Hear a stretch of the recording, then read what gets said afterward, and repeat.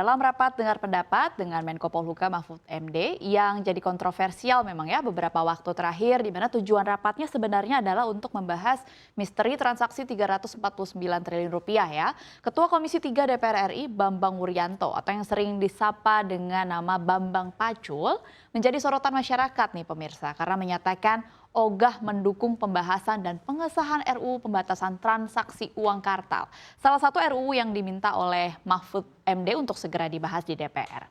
Bambang bahkan secara terang-terangan menyebutkan dalam bahasa gamblangnya ya pemirsa, kalau RUU ini disahkan dia dan rekan-rekannya nggak bisa mencari suara dengan praktik politik uang pas pilkada nanti. Tapi di samping Pat Gulipat yang akhirnya disebutkan juga oleh para anggota legislatif yang terhormat, sebenarnya aturan apa sih RUU pembatasan transaksi uang kartal ini dan kenapa segitunya pemerintah ingin RUU ini disahkan?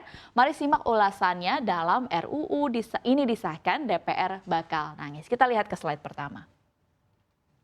Ya, RUU tentang pembatasan transaksi penggunaan uang kartal atau yang kita singkat dengan RUU PTUK adalah aturan yang bertujuan untuk membatasi transaksi menggunakan uang tunai dalam jumlah besar guna mencegah praktik korupsi dan pencucian uang di Indonesia. Dalam RUU ini diatur bahwa setiap transaksi menggunakan uang tunai dengan nilai lebih dari 100 juta rupiah harus dilakukan melalui rekening bank. Selain itu, transaksi pembelian kendaraan bermotor, properti, dan juga barang mewah lainnya dengan nilai lebih dari 1 miliar rupiah juga harus dilakukan melalui rekening bank. Nah, kalau kita lihat di draftnya pada pasal 3 ayat 2 diatur bahwa setiap orang dilarang melakukan transaksi uang kartal dengan nilai di atas 100 juta rupiah atau dengan nilai setara itu baik dalam satu kali maupun beberapa kali transaksi dalam satu hari di wilayah negara kesatuan Republik Indonesia kecuali ditentukan lain dalam undang-undang ini. Nah, kalau kita lihat di ayat selanjutnya diatur bahwa transaksi dengan nilai di atas 100 juta rupiah atau yang nilainya setara dengan itu sebagaimana dimaksud pada ayat 2 wajib dilakukan secara non tunai begitu. Nah, RUU ini juga mengatur tentang sanksi bagi pelanggar jika terbukti melakukan transaksi menggunakan uang tunai dengan nilai yang lebih dari batas yang telah diatur, pelaku dapat dikenakan sanksi administratif berupa denda sebesar 30% dari nilai transaksi tersebut dan selain itu pelaku juga dapat dikenakan sanksi pidana berupa hukuman penjara dan denda yang lebih berat. Cukup tinggi ya hukumannya pemirsa kalau kita lihat. Lalu sebenarnya sudah sampai manakah progres RUU ini untuk disahkan? Kita lihat ke slide selanjutnya. Nah, RUU ini telah masuk dalam program legislasi nasional 5 tahunan atau prolegnas jangka panjang tahun 2020 hingga tahun 2024, Mirsa. Lalu diketahui pada tahun 2023 ini DPR kemudian menyepakati ada 39 RUU yang masuk prolegnas prioritas.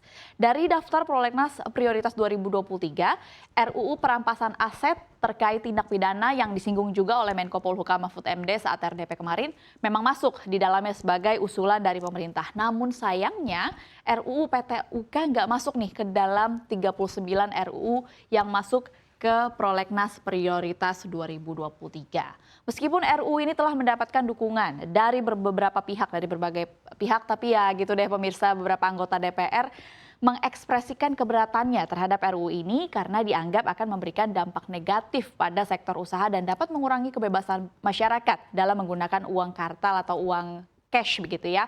Yaitu sih alasan formalnya. Kalau alasan lapangannya nih kata Bambang Pacul, RUU ini dikhawatirkan bikin anggota dan calon anggota DPR nggak bisa melakukan money politik ke warga yang punya suara pas momen pilkada nanti. Jadi aturan ini masih berhenti di meja para anggota pembuat undang-undang yang katanya butuh suara untuk terpilih lagi di periode selanjutnya. Menko Polhukam Mahfud MD sendiri mengklaim bahwa RUU ini tidak akan membatasi penggunaan uang kartal secara umum, melainkan hanya membatasi transaksi uang kartal dalam jumlah besar yang dapat menimbulkan risiko korupsi dan pencucian uang. Dengan adanya RUU PTUK ini diharapkan sebenarnya dapat memperkuat upaya pemerintah dalam memerangi korupsi dan pencucian uang di Indonesia. Karena mengacu dari laman resmi Indonesia Corruption Watch, RUU tersebut sebenarnya sudah ada sejak 2017 tetapi tidak pernah dibahas meskipun telah masuk dalam daftar prolegnas 5 tahunan.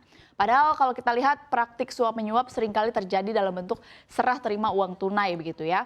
Berdasarkan catatan KPK sendiri setidaknya terdapat 791 kasus yang ditangani oleh KPK pada periode 2004 hingga 2021 di mana pola transaksi secara tunai juga sering terjadi dalam tindak pidana pencucian uang.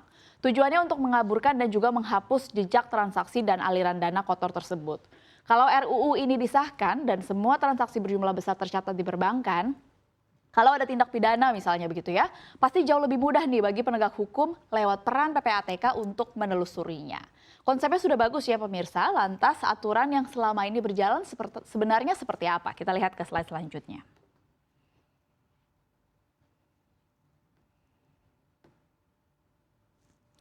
Ya, menurut artikel yang dikeluarkan oleh PPATK, aturan tentang pembatasan transaksi uang tunai dalam jumlah besar sebenarnya sudah diatur dalam beberapa peraturan perundang-undangan di Indonesia. Yang pertama, Peraturan Bank Indonesia nomor 18/40/PBI/2016 yang menyatakan bahwa setiap orang yang akan melakukan transaksi dengan menggunakan uang tunai dalam jumlah besar diwajibkan melaporkan transaksi tersebut kepada Bank Indonesia atau lembaga yang ditunjuk. Kemudian peraturan yang kedua kita lihat Peraturan Pemerintah nomor 43 tahun 2015 yang juga mengatur tentang pembatasan penggunaan uang tunai dalam jumlah besar. Aturan ini menyatakan bahwa setiap orang yang akan membawa dan juga mengirimkan uang tunai dalam jumlah besar keluar dan juga masuk ke dalam wilayah Indonesia wajib melaporkan transaksi tersebut kepada otoritas yang berwenang. Namun tetap saja pada penerapannya, kalau kita lihat level kekuatan hukumnya lebih mengikat kalau dijadikan undang-undang.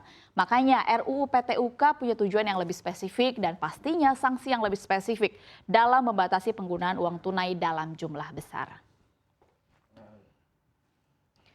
Berbagai perspektif dan saya juga setuju menilai bahwa RUU PTUK dan juga RUU perampasan aset adalah dua aturan yang bisa menjadi tolok ukur seseorang, terutama anggota legislatif, komit atau enggak nih dalam upaya pemberantasan korupsi di Indonesia.